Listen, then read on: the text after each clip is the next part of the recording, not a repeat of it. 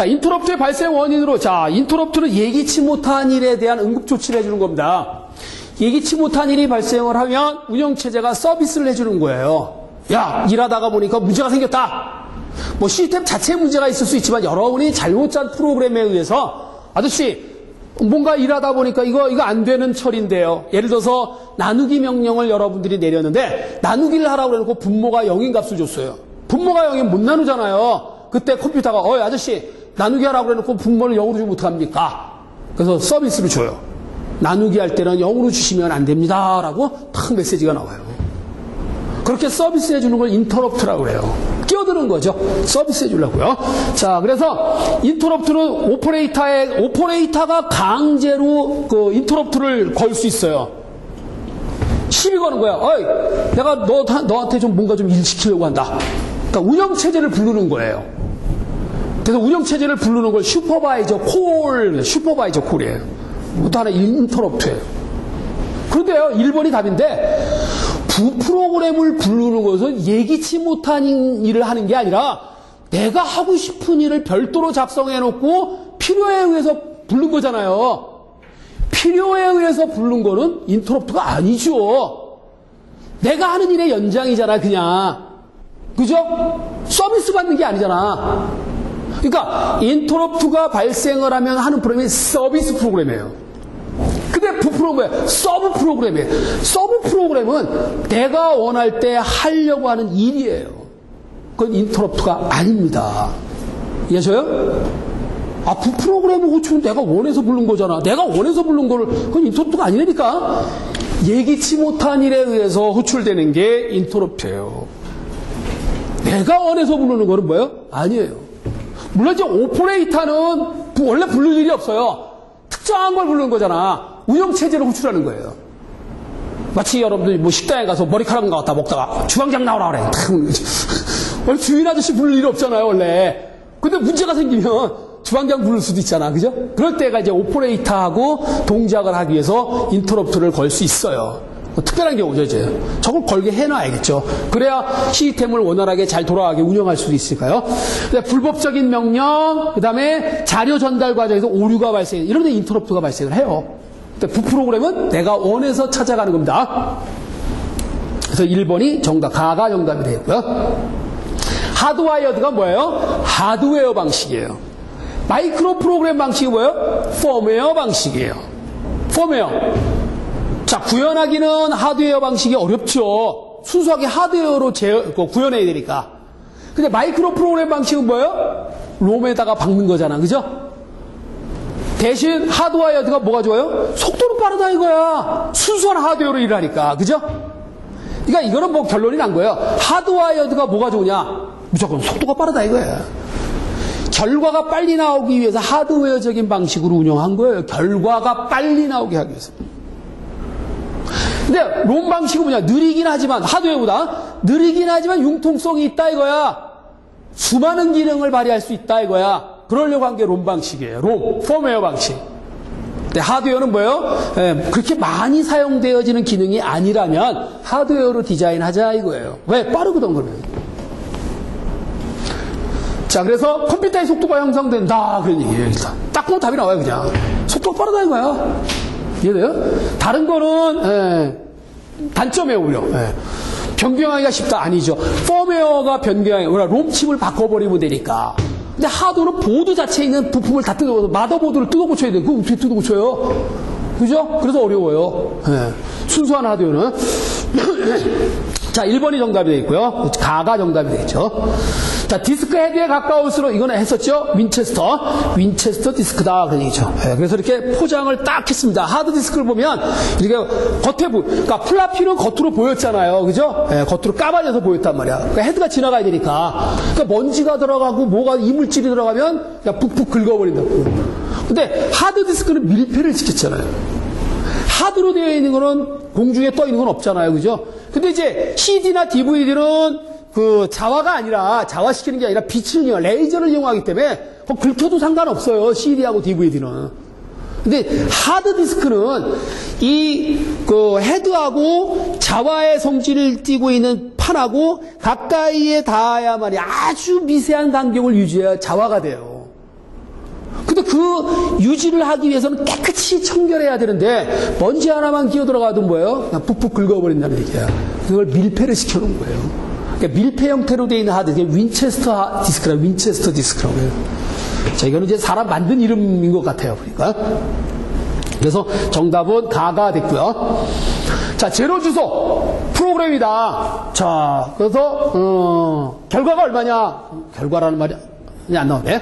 자, 푸시 더해주세요. 그 다음에 푸시 이 add 더해주세요. 곱해주세요. 그 다음에 최종 결과를 x라는 집에다 빼내라. 그런 얘기예요. 팝은 빼내는 거예요. 자, 빼낼 때 어디에 있는 게 빠져나오냐면 스택의 가장 꼭대기에 있는 게 나오겠죠? 푸시는 스택에다 넣는 거죠? 자, 그런데 레지스터 X의 내용이 뭐냐? 최종 결과 X의 내용이 이제 어떻게 했냐, 이게요. 자, 다음 레지스터 A는 1, B는 2, C는 3, D는 3, D도 3. 자, A 값 1, B 값 2, C 3, D 3이에요. 이해됩니까? 2는 2고요. 네, 여기. 네, A, B, C, D. 그러니까 요런 자료들이 스택에 들어가는 거예요. 저거는 푸시 A 그랬지만 A가 가지고 있는 값이 1이니까 1이 이제 스택에 들어가는 거고요. 그 다음에 B가 들어갈 때 B가 2니까 2가 들어가고, 다음에 C가 들어가고 3이 들어가고 그러게. 자, 이거를 이제 그림으로 그려보면, 자, 간단해요. 그 옆에다가 들어가는 숫자들을 한번 쭉 써봤어요. 이렇게. 네. A가 1이고 B가 2고 C가 3인데 그 시점에서 더해주세요. 더하라는 명령을 만나면요, 가장 최근에 들어간 두 개의 자료가 누구예요? 오렌지색으로 박스를 그려놨잖아요. 그러니까 오렌지색으로 되어 있는 B와 C에 대한 값을 더한단 말이에요. 그러니까 B하고 C인 2와 3을 내니까 5잖아. 그죠? 그래서 스택에 들어가 있는 2와 3이 두 개가 빠져나오고 연산이 돼서 5라는 결과도로 들어가요. 그럼 기존에 두 개가 있었던 게 두 개가 빠져나오고 계산해서 하나가 들어가니까 기존에 있는 거 하나 줄어들었죠? 줄어들죠. 그죠? 네, 줄어들어요, 자동으로. 그 다음에 다시 푸시 D 3이 들어가고 2가 들어갔어요. 요 시점에서 add 명령을 만나니까 명령어를 만난 순간에 직전에 들어갔던 두 개의 자료가 바로 2하고 3, 3하고 2잖아요. 그러니까 3하고 2를 또 더하는 거예요. 그죠? 그래서 여기서도 5고 여기서도 5예요. 그리고 멀티플라이 곱해주세요. 곱하라고 하는 시점에서 가장 최근에 들어있는 자료 두 개 뭐예요? 여기에서의 5와 여기에서 5죠. 그러니까 5, 25가 되는 거예요. 이해하셔요? 맨 처음에 들어갔던 푸시 A의 1값은 그대로 아직 바닥에 남아있어요. 뭐 꼭 다 써야 되는 거, 원래는 다 써야겠죠. 넣은 만큼의 자료는 연산이 다 끝나야 되는데 이건 아무래도 시험 문제니까 바닥에 남아있는 것까지 다 쓰는 그렇게 낸 건 아니고요. 부분적으로 중간에.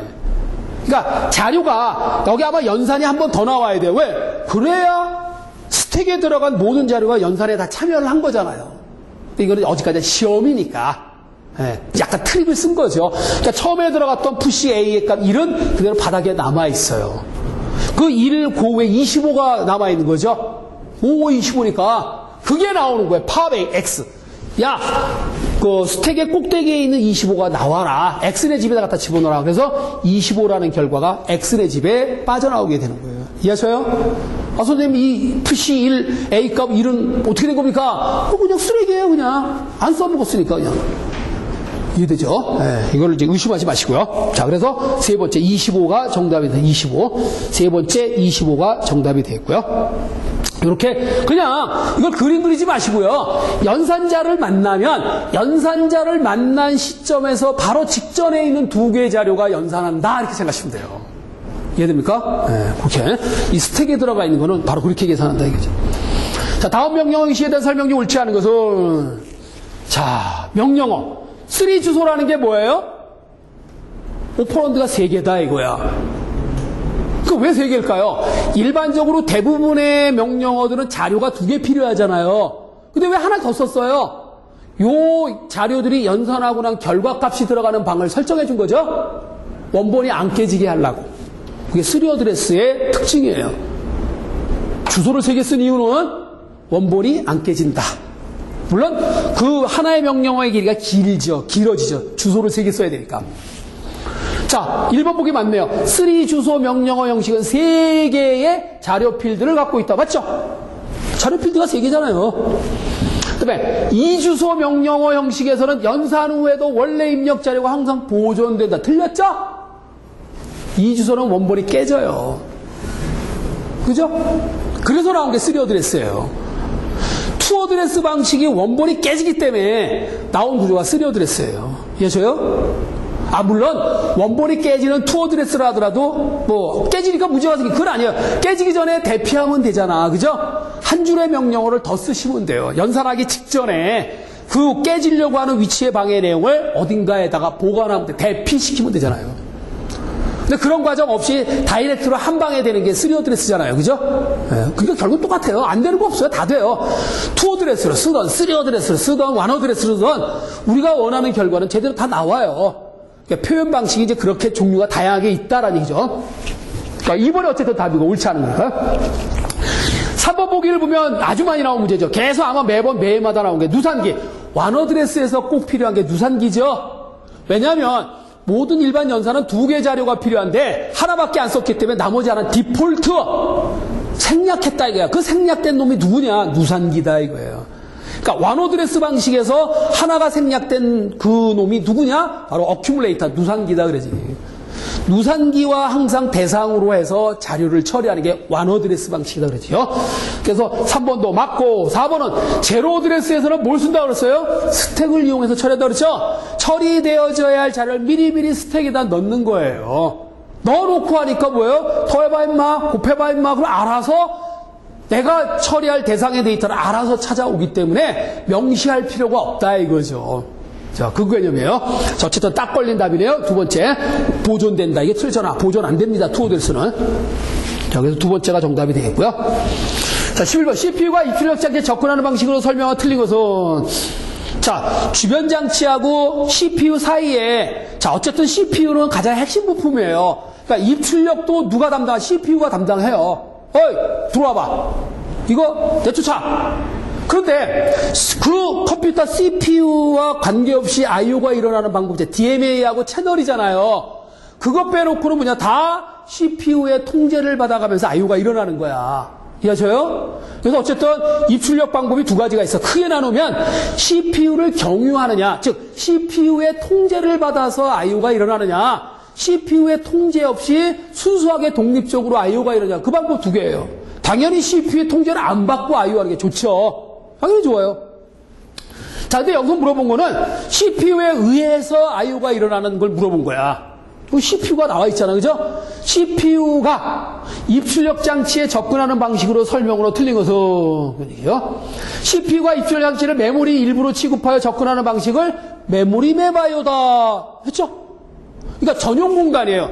주변 장치하고 메모리하고 전용 공간을 둔 거다 그런 얘기죠. 자, 그 다음에 메모리 맵 I/O 방식을 구성할 때 필수적으로 입출력 우선을 사용한다. 예. 자, 이것도 맞는 설명이죠. 잠깐만요.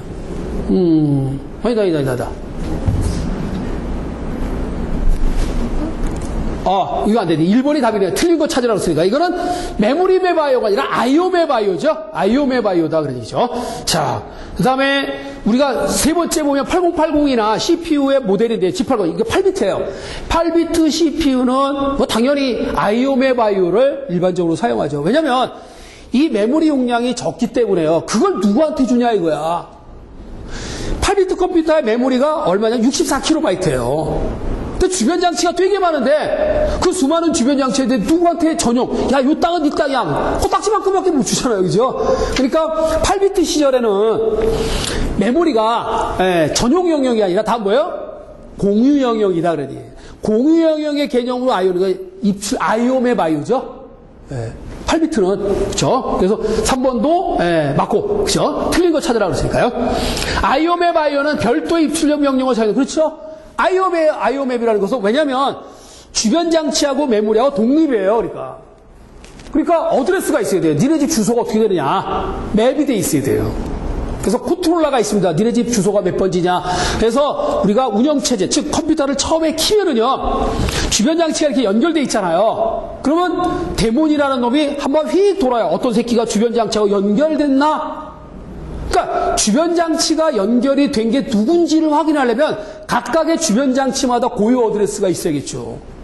아, 몇 번지 사는 놈 누구다. 그렇잖아요. 그죠? 고유한 주소들이 있어야 돼요. 그래야 커뮤니케이션이 일어나죠. IO가 일어날 수 있죠. 그런 게 별도의 입출력 명령을 사용을 해야 된다는 얘기죠. 자, 그래서 정답은 두 번째, 도전. 네. 두 번째가 답이래요?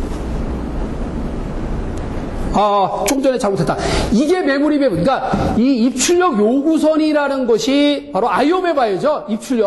입출력을 어떤 주변 장치를 요구할 거냐. 틀린 거 찾으라고 했으니까 이 선을 요구하는 게 아니라 메모리 맵 아이가 IO 맵 아이오다 그런 얘기죠. 1번은 맞는 설명이네. 아까 메모리 맵은 일부. 그러니까 주변 장치를 메모리의 특정한 부분에 대해서 일부분을 취급하는 게 메모리 맵 아이오 맞습니다. 설명 틀린 거 찾으라니까 이거 1번 설명은 맞는 설명이고요. 2번이 틀렸습니다. 이 메모리 맵 아이오가 아니라 이 IORQ 리퀘스트 입출력 요청 신호를 사용해야 되는 건 IO 맵 아이오다. 근데 왜 발을 붙였냐면요. 자, 발을 붙이는 경우하고 안 붙이는 경우 신경 쓰지 않으셔도 돼요.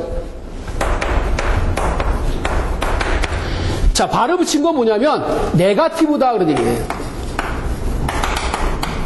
그러니까 클럭 펄스가 올라갈 때 작동하는 게 아니라 내려갈 때 작동한다 그런 뜻이에요. 네거티브형이다 그러니. 여러분들 플립플롭 그릴 때 우리가 클럭 펄스를 그릴 때 이렇게 그리고 클럭 펄스 때 여기다가 동그라미를 그리는 경우 있잖아요. 그죠? 그러니까 플립플롭에 클럭 펄스 앞에 동그라미가 붙었다는 거면 네거티브형이다 그런 얘기예요. 포지티브형이 아니라 네거티브형이라는 얘기예요. 그렇죠? 꼭 참고해 주시기 바라고요. 제가 아까 전체 문제를 잘못 봤는데 주변의 입출력 장치가 메모리의 특정한 일부분으로 취급한다. 그러니까 넌 내 거다. 전용 용역. 이거를 메모리 맵 아이오라고 그랬잖아요. 이게 맞는 설명이에요. 틀린 거 찾으라 했으니까요. 근데 두 번째는 이런 입출력 요구선을 요구하는 것은 IO 맵 아이오에서 요구한다는 얘기예요. 자, 그렇게 해석을 해 주시면 되고요. 나머지 다 맞는 설명이고요. 두 번째가 답이 되고요. 다음 부울대 수준이 옳지 않은 것은 자, A에다 0을 더한다. A죠 그냥. 저 덧셈이 원래 뭐냐면 오화 연산이잖아요. 그러니까 부울대수에서는 점이 AND고요. 이게 오화예요. 제일 헷갈리는 게 이제 이거죠. 이거 구별이 안 되지 않냐. 이걸로 쓰지 왜 이걸 써냐. 구별이 된다 이거예요. 저게 부울식이라고 그랬으니까. 부울식에서 사용된 부울연산자예요. 산술연산자는 산술연산자고요. 그죠? 네. 자, 그래서 A에다가 0을 오하면 A예요. 마치 그냥 0은 더하나 마나다? 이렇게 생각하시고요. 근데 두 번째는 말도 안 되잖아요. A 곱하기 A는 그냥 봐도 A죠. 그죠? 똑같은 거 아무리 많아도 뭐예요? 하나의 A예요. 왜냐면 논리값은 언제나 0하고 1밖에 없어요. 그죠? 그러니까 쉽게 얘기하면 자, 5의 5승은 굉장히 큰 수지만 1의 5승이든 0의 5승이든 이건 1이잖아. 이건 0이잖아. 그죠? 1을 아무리 많이 곱해봐. 1이에요.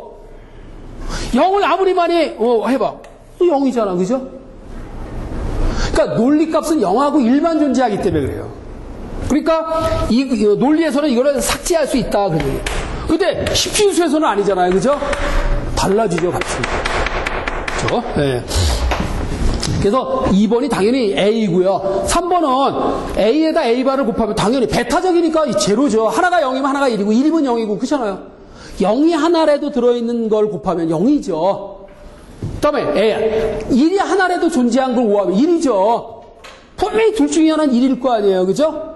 네, 1이에요. 5하는. 1이 하나라도 있으면 1이다 이거죠. 자, A 곱하기 A는 A예요. 네. 자, 두 번째가 정답이 되겠고요. 네. 잘못된 거 찾아라. 자, 컴퓨터에서 생긴 인스트럭션의 기능을 볼 때 해당되는 명령. 자, 우리가 여러분들 이제 프로그램을 한번 짜보시면 아시겠지만, 자, 이게 하나의 명령어는 어떻게 써요? 인스트럭션. 이렇게 있잖아요. 오퍼레이션, 오퍼런드 이렇게 돼 있죠. 이게 대상체고요. 이게 동작 부분이잖아요. 우리 연산자라고 얘기를 해요. 그러니까 CPU가 할 수 있는 동작이에요. 그러면 CPU가 할 수 있는 동작은 우리는 상당히 많이 착각을 많이 하시는데 CPU가 하는 동작, 그건 뭐냐, 더하기 빼기 곱하기 랑 이런 거 아니냐. 입출력도 동작이에요. 그죠? 아, 입출력도 하나의 동작이잖아요. 그걸 전달 기능 또는 전송 기능이라고 그러잖아요. 그죠? 그죠? 나오세요. 들어가세요. 그죠? 저쪽으로 옮겨주세요. 이것도 CPU가 하는 동작이에요. 그걸 뭐라고 그래요? 전달 기능이라고 그래요. 그죠? 그 다음에 함수 연산 기능, 해당되지 않는 걸 찾으라고 그랬죠. 그 다음에 입출력 기능이 있고요. 그 다음에 처리 기능이라고 얘기를 안 해요. 여기서 말하는 처리는 다양하니까 함수 연산하는 것도 처리죠. 연산에 대한 것도 처리는 처리인데 처리라는 말을 쓰지 않습니다. 그래서 우리가 얘를 분류를 해보면 첫째, 함수 연산 기능. 함수 연산 기능이에요. 그럼 함수 연산 기능은 딱 두 개예요. 산술 연산하고요. 논 연산이에요. 그래서 이걸 줄여서 뭐라고 쓰냐면 ALU라고 그러잖아요. 이해돼요? 그렇죠? 그 다음에 우리가 프로그램 명령어를 보면 일을 진행하다가 일의 진행 순서를 바꾸는 경우가 있잖아요. 이거 반복을 해주세요. 저쪽으로 건너뛰세요. 이거를 뭐라고 그래요? 제어 기능이라고 그래요. 명령어가 진행하는데 일 순서를 바꾸고자 할 때 사용하는 기능. 이걸 제어 기능이에요. 이해돼요? 그 다음에 세 번째가 뭐냐? 전달 기능. 또는 전송 기능이래요. 이해됩니까? 그러면 전송이라고 하는 것은 바로 이제 입출력 기능도 여기 들어가 있는 거죠. 그렇죠? 입출력도 이동하는 거잖아요. 근데 처리 기능이라는 말을 쓰지 않는다는 얘기야. 이해돼요? 용어상의 문제인데 처리 기능이라는 말을 쓰진 않습니다. 자, 연산자가 하는 기능이 뭐예요? 함수 연산 기능, 제어 기능, 전달 기능. 전달 기능은 두 개로 나누면 전송 기능하고 그 다음에 입출력 기능이 돼요. 이해돼요? 그러니까 여기서 말한 입출력은 주변 장치하고 메모리 사이에 왔다 갔다 하는 이동이고요. 여기서 말한 전송은 내부, 컴퓨터 내부에서 이동하는 거예요. 내부 이동. 이해돼요? 내부 이동. 그런 명령이 있어요. 그러니까 변수명끼리 자료가 옮겨지잖아. 그죠? 자, 여러분들 프로그램 짤 때 이거 뭐예요? A 이꼬르 B다. B네 집에 있는 자료 A네 집에다 옮겨. 그런 얘기잖아요. 그죠? 이 이동 명령이잖아요. 그죠? 전송하는 거잖아요. 전송. 메모리가 이렇게 있으면 얘네 집이 A네 집이고 얘네 집 B네 집이다. 이해돼요? 이게 뭐예요? 얘네 집에 있는 게 이렇게 옮겨져. 이해되십니까? 전송. 전달. 전달하는 거예요. 자, 그래서 처리 기능이라는 용어 쓰지 않습니다. 처리 기능이라는 용어는 사용하지 않습니다. 이게. 언어를 번역하는 번역기가 아닌 것은 어셈블러 번역기예요. 어셈블리 언어로 작성한 거를 번역해주는 도구가 어셈블러라고 그래요. ER을 붙이면 도구가 되잖아요. 그죠? 그 다음에 컴파일러, 이것도 번역기예요. 근데 인터프리터하고 차이점이 뭐냐면 인터프리터도 번역기고 컴파일러도 번역기인데 인터프리터는 우리말로 해서 동시통역사예요. 동시통역사. 동시통역사도 통역을 하는 거니까 번역하는 거잖아요. 근데 어떤 차이가 있냐면 이 동시통역사는 누가 영어로 얘기하면 한국말로 통역을 하잖아요. 그럼 통역된 한국어로 된 게 남아있어요? 없어요? 사라져버리죠? 바로바로 순간순간 그냥 해석해서 써먹고 버려지는 거잖아. 그런 방식으로 운영하는 게 인터프리터예요. 근데 컴파일러는 뭐야? 아예 번역서를 만든 거예요. 기계어로 바꿔놓은 거예요. 바꿔놓고 일을 하는 거야. 근데 얘는 뭐야? 기계어로 바꾸면서 일하는 거야. 인터프리터는. 동시통역의 개념이에요. 어쨌든 통역기예요. 그런데 링키지 에디터는 번역기가 아니고요. 실행이 가능하게 만들어지는 연결고리를 해주는 그런 역할을 하는 도구예요. 연결고리. 그러니까 링커라고 그래요. 이걸 링커. 기계어로 번역된 거를 실행이 가능한 형태로 만들어요. 앞에서 한번 했을 거예요. 이게. 실행이 가능한 링키지 에디터는 번역기가 아닙니다. 참고하시기 바라고요. 그래서 정답은 4번이 되겠고.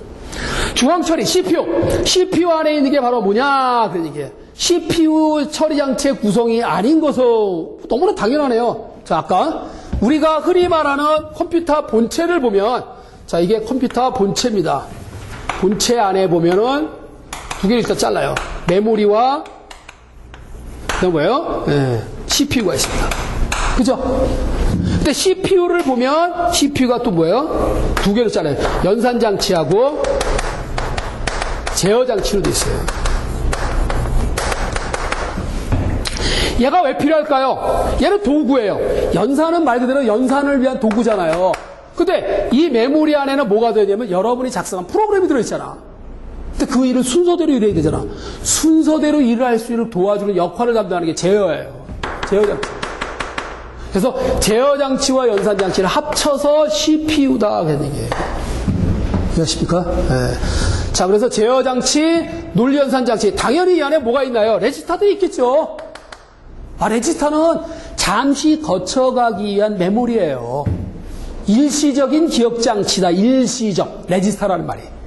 일시적으로 뭔가 일을 하다 보면 뭐 자료가 보관된다. 그러니까 입출력장치는 얘와 관계없죠. 본체와 관계없잖아요. 그죠? 자, 그래서 중앙처리장치 구성요소가 아니다라는 얘기죠. 자, 그래서 출력장치는 CPU 안에 있는 게 아니에요. 이해됩니까? 네. 자, 그래서 의미를 부여하시면 되고요. 캐시 메모리가 뭐냐? 캐시 메모리.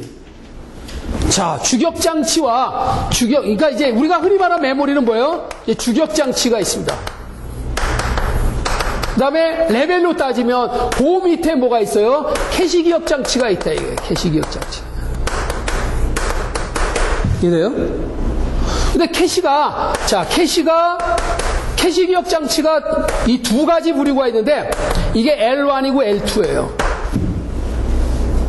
그럼 이 차이가 뭐냐면 얘는 내부고 얘는 외부의 개념이에요. 일단.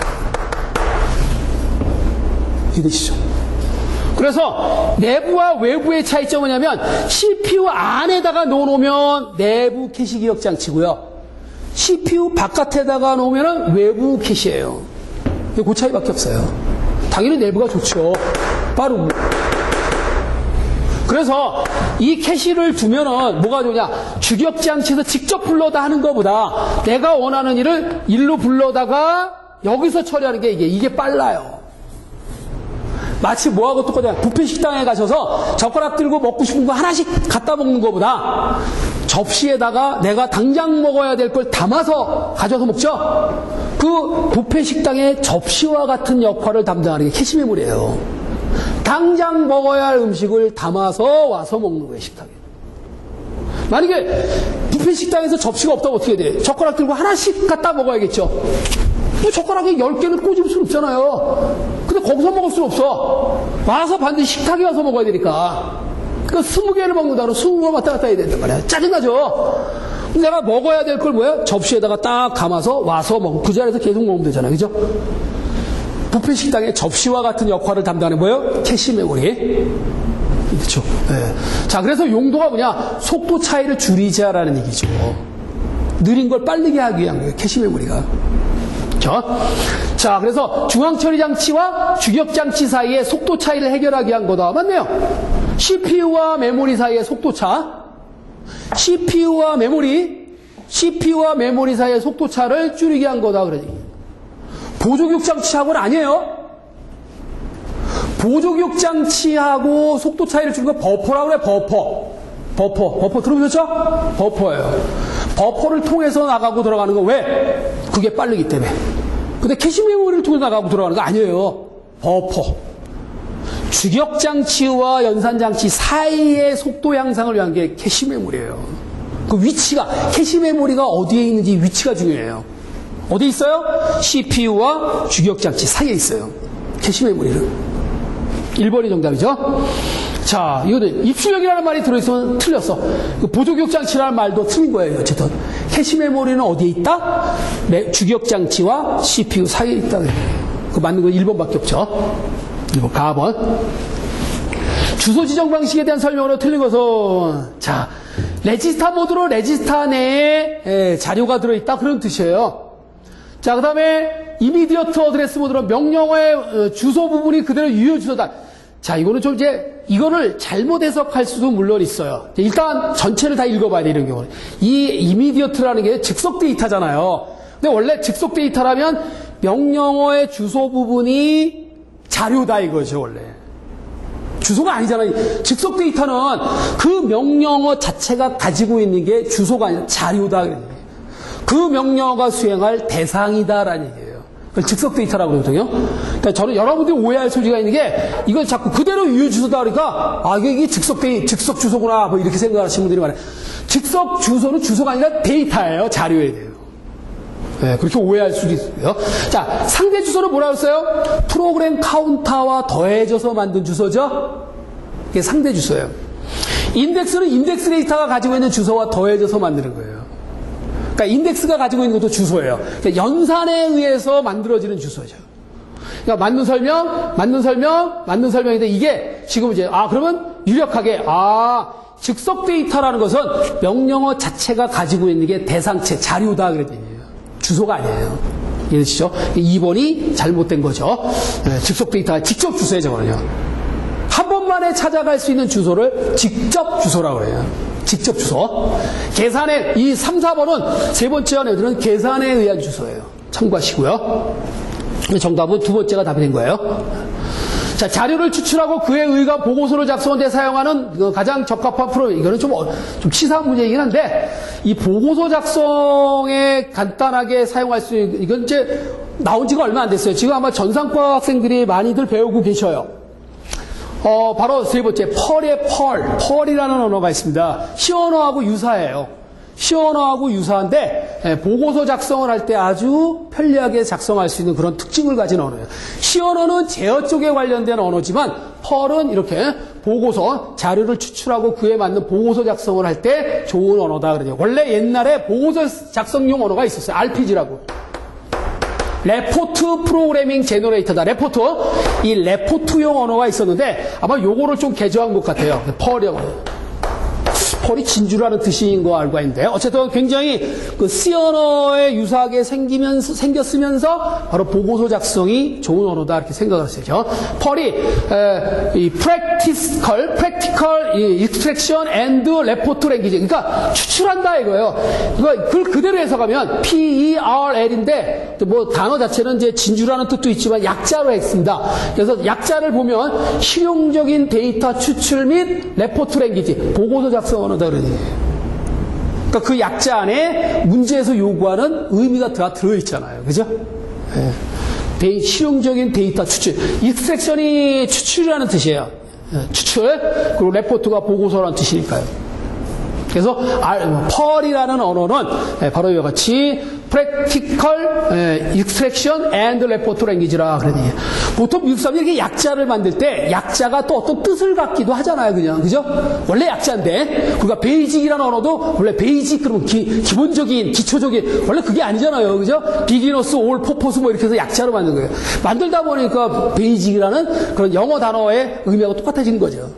여러분 유명한 회사 중에 하나가 있죠. SUN. 이게 무슨 뜻이에요? 태양이라는 뜻이잖아요. 근데 선 마이크로 시스템사가 태양이라는 뜻을 가진 용어에 만든 게 아니란 말이야. 스탠포드 유니버시티 네트워크, 스탠포드 대학 출신 3명이 모여서 만든 회사예요. 선 마이크로 시스템사가. 그러니까 태양의 뜻도 되지만 정확한 의미는 뭐예요? 스탠포드 유니버시티 네트워크의 약자예요. 이해돼요? 그래서 만들다 보니까 썬이 된 거예요. 자, 그렇게 약자를 만들다 보면 그 약자가 어떤 특정한 단어의 뜻도 된다 그런 얘기예요. 그 단어의 뜻이 좋으면 좋겠죠, 그죠? 네. 자, 만들다 보니까. 자, 숫자를 EBCDIC 코드로 표현할 때 0에서 9까지 앞에 4비트. 자, 이 IBM에서 만든 코드인데요. 숫자의 소속은 F그룹이에요. F그룹. 이건 뭐, IBM에서 EBCDIC 코드를 만들 때 숫자 그룹. 너 숫자 그룹이구나. 숫자 그룹임을 나타내는 게 F입니다. 존 비트라고 그래요. 소속. 존 비트가 F예요. 뭐예요? 111. F가 1111이잖아요. 그죠? 네, 111이에요. 그래서 답은 이제 가버린데, 이거 설명은 없구나. 나중에 한번 나올 거예요. 그때 한번 설명 더 드릴게요. CPU 내에 여러 장치들이 가장 일반적인 연결 방법은, 자, 컴퓨터 내에 선이, 자기 전송이 되려면 선이 연결돼 있어야 되잖아요. 그러면 가장 빠른 길이 뭐예요? 직접 연결되어 있는 게 가장 빠르죠. 근데 문제는 가장 빠른 건 알겠는데 그럼 선이 너무 많이 필요해요. 자, 이렇게만 이 5개, 방 5개예요. 자, 방이 5개인데 하나, 둘, 셋, 넷, 5개다 이거야. 이걸 직접 연결하려면 어떻게 돼요? 연결. 그다음에 연결. 이렇게. 그러니까 물론 이거 5개밖에 없으니까 이렇게 이제 많지는 않은데요. 자, 5개인 경우, 5개. 5개인 경우는 뭐냐면 4, 3, 2, 1. 그래서 10개가 필요하다 이거예요. 연결선이. 그러니까 이걸 공식으로 얘기하면은 이 4, 3, 2, 1이라는 건 뭐예요? 2분의 n-1의 합이잖아요. 그죠? 그러니까 n이 방의 개수예요. 방의 개수가 많아지면 많아서 이 결과가 되게 커지잖아요. 그죠? 왜 이 공식이 나왔냐면 이게 5개잖아요. 자, 얘로부터 연결. 하나, 둘, 셋, 4가닥이죠. 4 더하기 얘로부터 연결될 수 있는 게 뭐예요? 자, 얘는 이미 연결됐으니까 하나, 둘, 셋이잖아요. 그죠? 3이 되고요. 그죠? 다시 얘하고 연결될 수 있는 거예요. 이미 연결됐고 연결이니까 하나, 둘이잖아요. 그죠? 네. 마지막에 얘도 마찬가지로 이렇게 하면 이거 하나가 되죠. 그러니까 이 방의 개수보다 하나 작을 때까지 자연수의 합이죠. 그래서 이렇게 공식이 나온 거예요. 그렇죠? 그래서 이렇게 직접 전송을 하면 너무 선이 많이 필요해요. 그래서 그걸 직접 연결이라고 그래요. 그래서 이거를 어떻게 연결하면 선에 조금 느리긴 하지만 선을 좀 줄여보자가 바로 이렇게 연결한 거예요. 하나, 둘, 셋, 넷, 다섯, 여섯, 일곱, 여덟, 아홉, 열이다. 굉장히 선이 많이 직접 연결하면 그래서 이거를 이렇게 하면 됩니다. 그래서 여기서 여길 가려면 이렇게 해서 이렇게 하면 되고요. 여기서 여길 가려면 뭐예요? 이렇게 가면 되죠. 그럼 이 선이 뭐냐면 하나만 있으면 되는 거예요. 버스죠, 버스. 그죠? 이게 버스예요. 공유. 그러니까 버스라는 말은 공유회선이다. 이게 공유회선이에요. 공동으로 이용한다. 이래야 결선의 수를 줄일 수 있어요. 조금은 느리지만, 그러나 비용면에서 봤을 때는 엄청난 적은 비용으로도 이렇게 연결, 이게 버스 연결이라고 그래요. 그렇죠? 첫 번째가 정답이다. 그러니, 아시죠? 자, 버스는 3개. 그래서 컴퓨터 안에 CPU 안에 버스가 3개가 있어요. 3가지 유형에. 어드레스 버스, 주소가 지나가는 버스, 자료가 지나가는 버스, 제어 신호가 지나가는 버스. 그래서 데이터 버스, 어드레스 버스, 컨트롤 버스 이렇게 3가지예요. CPU에 핀들이 많지만 그 많은 핀들 중에서 지금 노란 거하고 빨간 거는 단방향이고요. 파란 거는 양방향이잖아요. 이렇게 양방향 형태로 되어 있는 버스가 바로 뭐예요? 데이터 버스예요. 데이터 버스. 데이터는 들어가기도 하고 나오기도 하잖아요. 그죠? 그러나 주소는 신호만 알려주면 되는 거잖아. 제어 신호도 마찬가지고.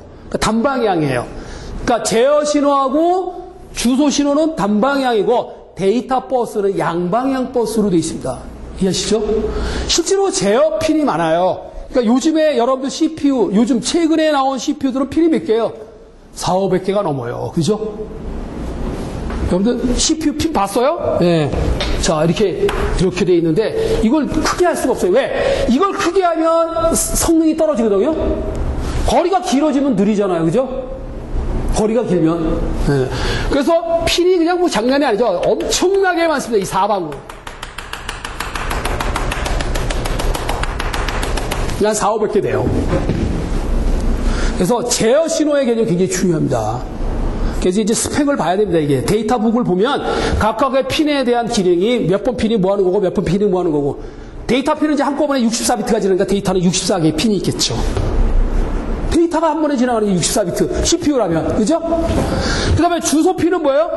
용량을 감당할 수 있는 만큼 주소핀이 있는 거예요. 그죠? 물리적으로 정해져 있기 때문에 걔는 어쩔 수 없이 그 용량밖에 커버가 안 돼요. 그래서 아까처럼 가상기억장치 운영체제 이제 운영을 해서 용량이 큰 것도 처리가 가능하게 운영할 수 있어요. 그 다음에 나머지는 다 제어핀이에요. 제어핀은 핀 넘버를 보고 어떤 기능이 어떤 핀 번호인지를 다 하고 그걸 이용해 여러분들이 제어를 할 수 있어요. 그 제어 쪽에 관련된 그거를 알아야 됩니다. 어떤 핀을 건드리냐, 나가라는 핀, 들어오는 핀, 이 신호를 건드려줘야만이 우리가 어떤 일을 제대로 일을 진행할 수 있다. 그 제어핀의 역할이 굉장히 중요하죠. 어쨌거나 제어핀하고 주소핀은 단방향, 그 다음에 데이터 핀은 양방향이다라는 거 꼭 기억하시라는 얘기죠. 이렇게 세 가지가 있다는 거 참고하시고요. 자, 잠시 쉬었다가 다음 시간에 이어서 다음의 문제 풀어보겠습니다. 쉬었다 하겠습니다.